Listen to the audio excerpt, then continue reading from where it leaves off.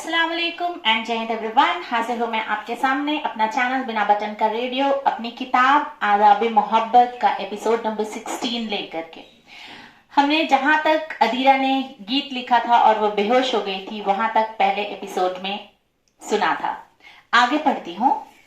गीत लिखते लिखते वो बेहोश हो जाती है। किटी पार्टी खत्म हो जाती है। सब अदीरा की तारीफ करके चले जाते हैं।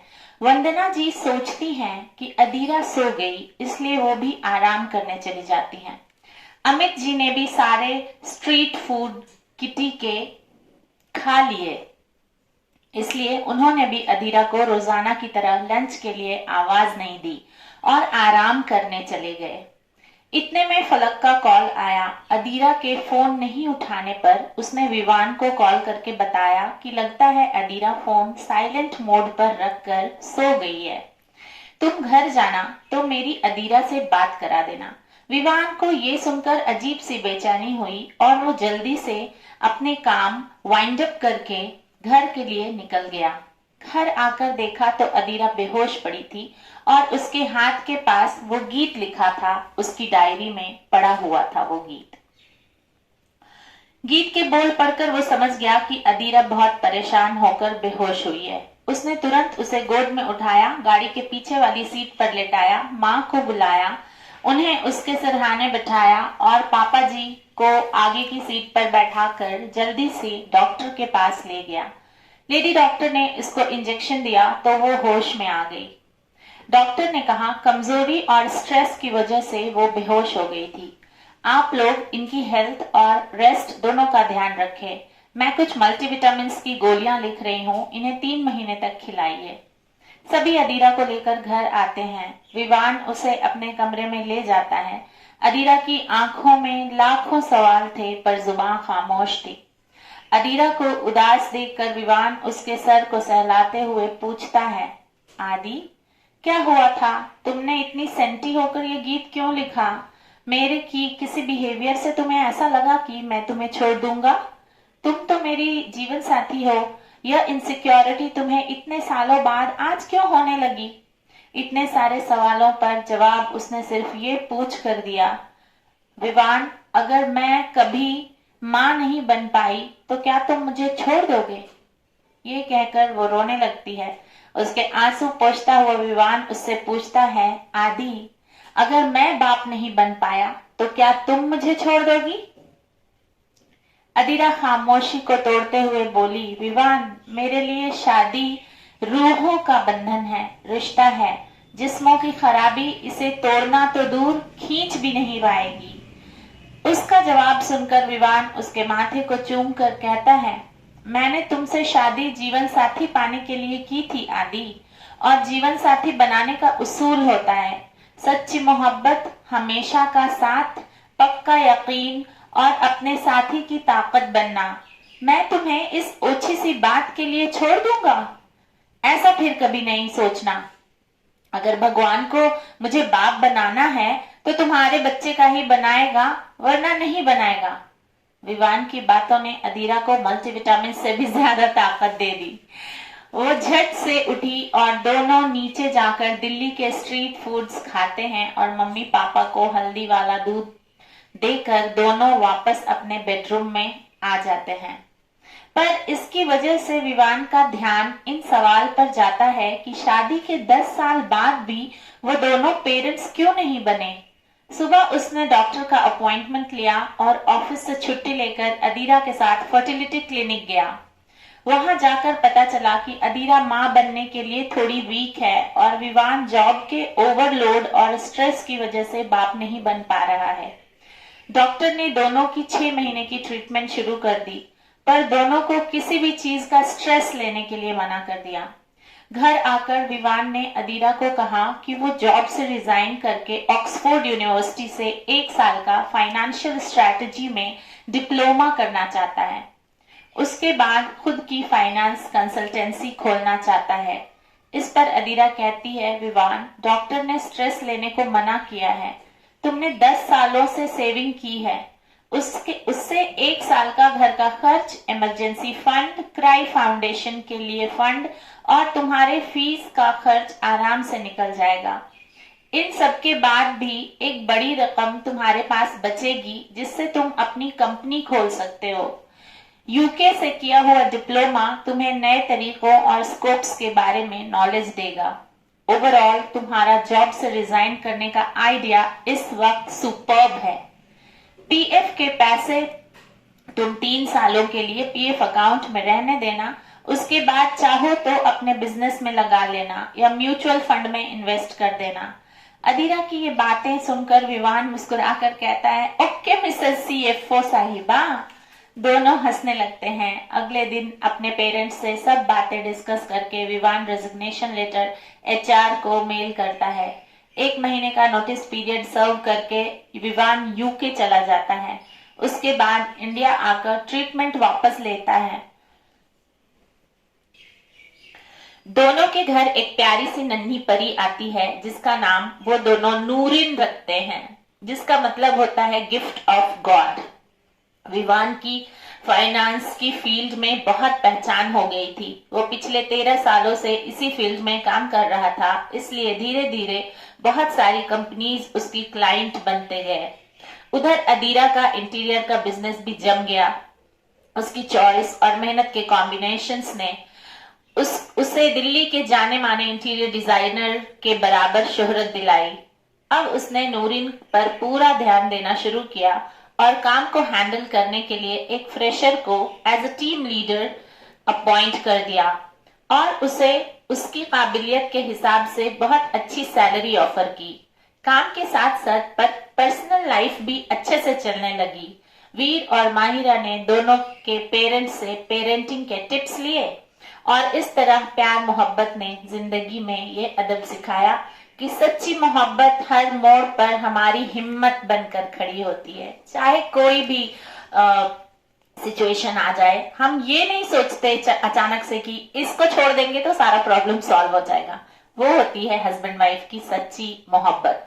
और अगर कहीं पे भी आपके दिमाग में ये डाउट आ रहा है इसको छोड़ देंगे तो सारा प्रॉब्लम सॉल्व हो जाएगा, तो आप इतना जान लीजिए कि आप दूसरी शादी में भी उन सब प्रॉब्लम्स को फेस करेंगे, क्योंकि मैक्सिमम प्रॉब्लम्स शादी के रिश्ते में जो आती हैं वो collaboration, team work, parenting skills और इन सब चीजों को लेकर आती हैं।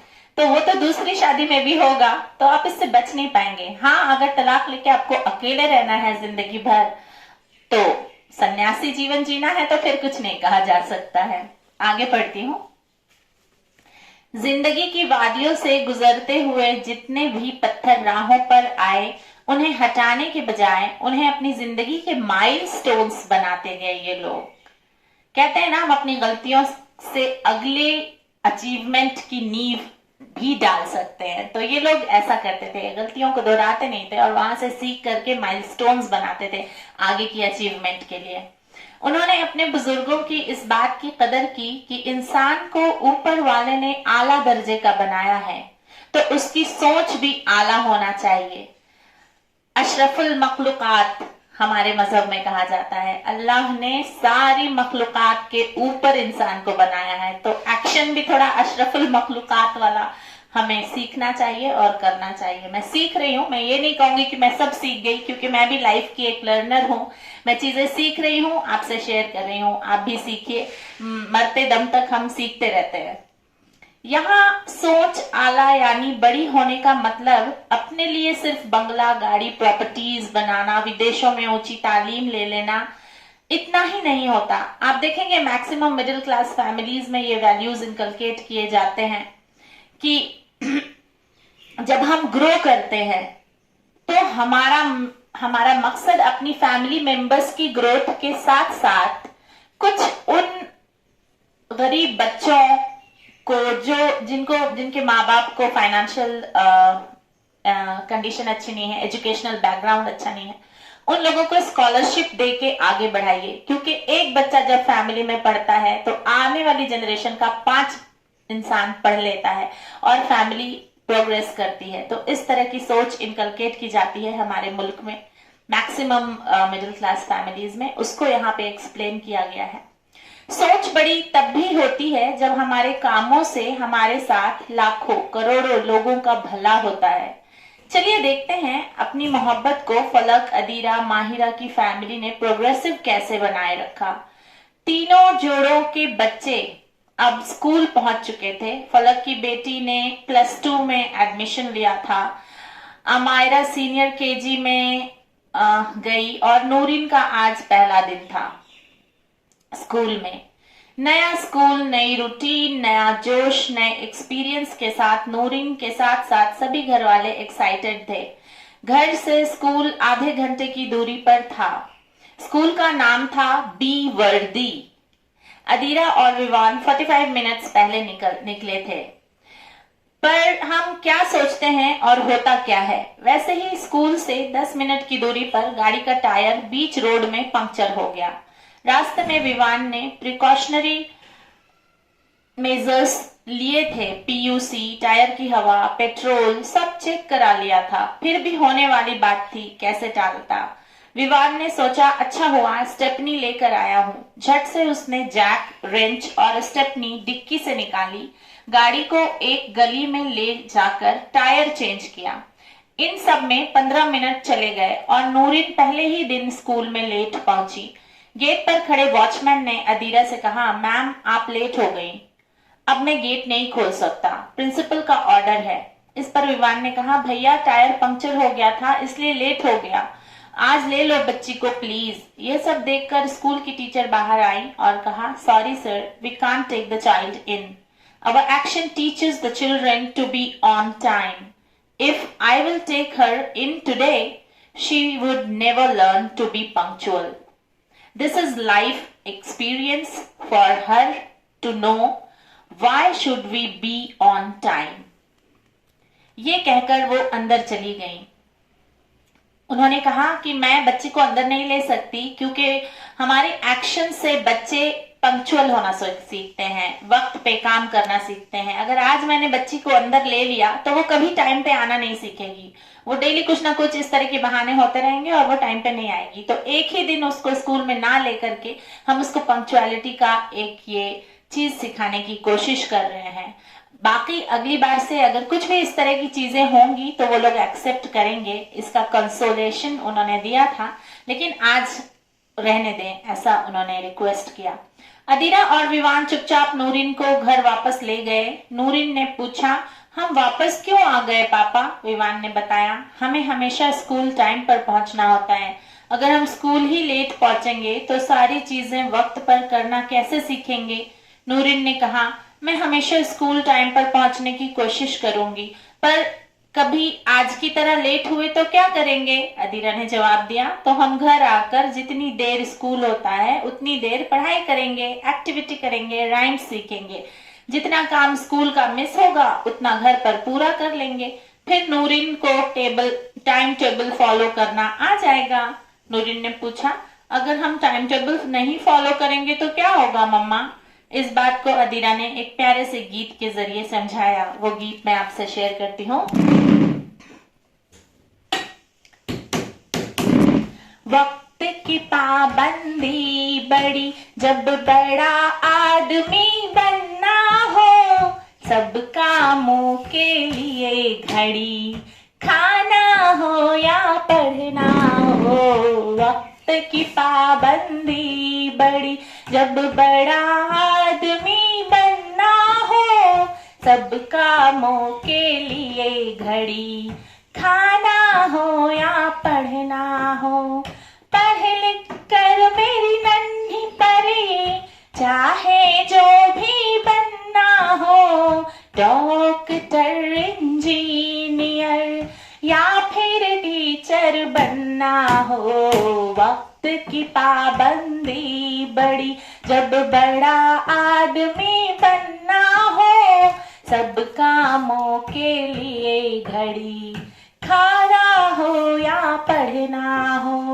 गुड़िया मेरी अच्छी आदत जब कभी सीखना हो, अच्छा रिजल्ट घर चाहो या अच्छी बातें करना हो, हर कामों के लिए घड़ी, खाना हो या पढ़ना हो। वक्त की पाबंदी बड़ी, बड़े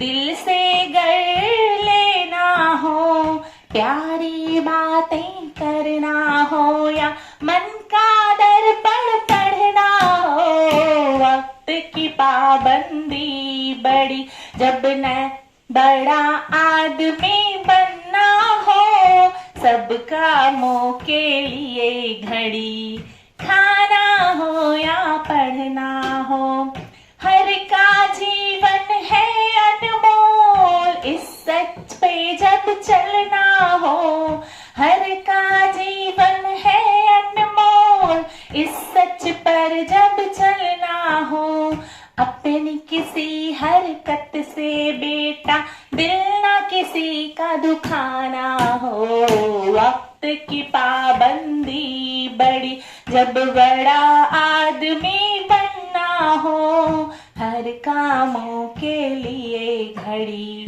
खाना हो या पढ़ना हो। उसके गीत को गाते गाते नूरिन हंसती गई और फिर खाना खाकर सो गई। अदीरा नूरिन को सुलाकर बाकी कामों में लग जाती है। शाम को उठकर उसने पढ़ाई की, एक्टिविटी की और राइम सीखा। उधर दूसरी तरफ माहिरा अमायरा के स्कूल जाती है उसे लेने, तो वो अमायरा को स्कूल गेट पर नहीं पाकर परेशान हो जाती है। वॉचमैन से पता चलता है कि वो रिसेप्शन पर मंदिर के पास अपने दोस्त रौनक के साथ खड़ी है।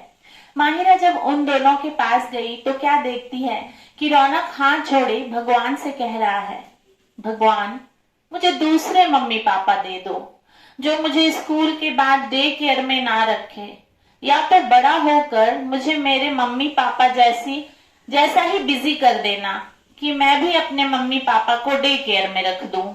ये सुनकर माहिरा का मन पसीज जाता है और वह उसे समझाती है, बेटा मम्मी पापा आपके लिए ही तो खिलौने, अच्छे अच्छे कपड़े, घर, गाड़ी सब लेने के लिए जाते हैं ऑफिस, आपको डे केयर छोड़कर। रौनक बड़ी मासूमियत से कहता है, आंटी मुझे ये सब नहीं चाहिए, मुझे मेरे मम्मी पापा की गोद चाहिए। खिलौने मुझे प्यार नहीं करते, मुझे मेरे मम्मी पापा का प्यार चाहिए। जब मुझे शुशु लगती है ना तो डे केयर की अनीता दीदी मुझे वॉशरूम ले जाती हैं, तब मैं अपने मम्मी पापा का टच मिस करता हूँ। ये कहकर रौनक रोने लगता है। उसे देखकर अमायरा भी रोने लगती है। ये सब देखकर माहिरा बहुत परेशान हो जाती है और रिसेप्शनिस्ट को कहती है रौनक की मम्मी को बुलाने के लिए। तब तक उसने रौनक को प्यार से समझाकर, उसे पानी पिलाकर, उसके बैग से टिफिन निकालकर उसे कुछ स्नैक्स खिला दिया। जब रौनक की मम्मी आधे घंटे बाद आई तब माहिरा ने कहा, घबराने की बात नहीं, ये ठीक है, इसे आपकी बहुत याद आ रही थी इसलिए रो रहा था, तो मैंने ही आपको कॉल करके बुलाया है। वो ये सब सुनकर माहिरा को थैंक यू कहकर रौनक को घर ले जाती है।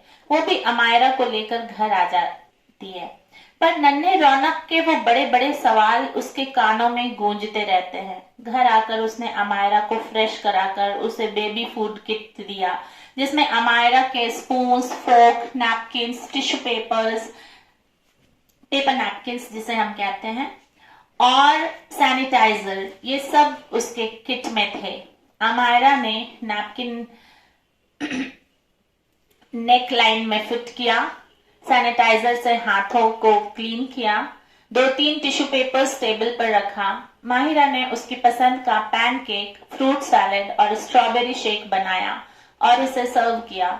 अमायरा सीनियर केजी में थी तो उसे स्कूल में टेबल मैनर्स सिखाए जा रहे थे और माहिरा ने उसको रीइंफोर्स करने के लिए उसका फूड किट घर पर ही बनाया था, ताकि बच्ची दोनों जगह अच्छी आदतें सेम फॉलो करे और उसकी आदत में वो आ जाए। माहिरा उसे खाने के बाद सोने के लिए बेडरूम में ले गई। उसके सोने के बाद लॉन में जाकर वीर से बात की। वीर, क्या मैं कुछ सालों के लिए जॉब छोड़ दूं? मुझे अमायरा ऑफिस का काम और घर का काम सब साथ में करने से बहुत परेशानी हो रही है।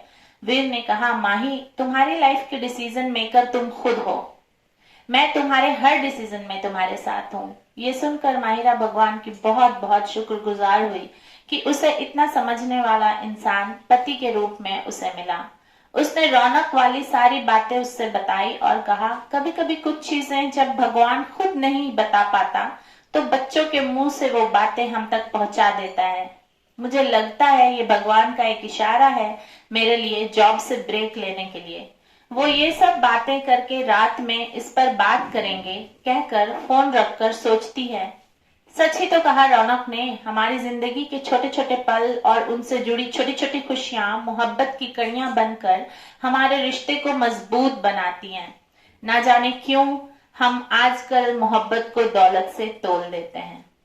दुनिया की सारी दौलत मिलकर भी एक माँ बाप की मोहब्बत एक बच्चे को नहीं दे सकती। बाप की गोदी का मजा लाखों के बैंक बैलेंस नहीं दिला सकते। इन बच्चों को हमारा वक्त शुरू से 5-6 सालों तक तो पूरी तरह चाहिए होता है। फिर जब इनके फ्रेंड्स बन जाते हैं और ये फुल टाइम स्कूल जाने लगते हैं तो धीरे धीरे ये नन्हे क्लाइंबर्स अपना सपोर्ट माँ बाप के अलावा फ्रेंड्स में भी थोड़ा ढूंढ लेते हैं। बाद में ये माँ बाप पर पूरी तरह डिपेंडेंट नहीं होते। आज के 4G 5G बच्चे जैसे हाइब्रिड चीजों को खाकर बड़े होते हैं ना, वैसे ही हाई स्पीड से जिंदगी की रेस में शामिल हो जाते हैं। हमें ही अपने बच्चों को सिखाना है कि जिंदगी रेस नहीं है, ये एक अनुभव है, ये एक लर्निंग एक्सपीरियंस है जिसे हम कई छोटे छोटे अनुभवों से सीखते हैं, प्यार से संजोते हैं और एक दूसरे के सपोर्ट से अगली जनरेशन तक पहुंचाते हैं। माँ बाप बनना भले ही हाईटेक जमाने में आसान हो गया हो, पर माँ बाप का बच्चों को परवरिश देना इस जमाने में भी बहुत बड़ी जिम्मेदारी है। अब मैं यहीं पे रुकूंगी, आज 21 मिनट हो गए। मिलती हूँ फिर आपसे अगले एपिसोड में, एपिसोड नंबर 17 में। तब तक के लिए जीते रहिए, खुश रहिए, आबाद रहिए। जय हिंद।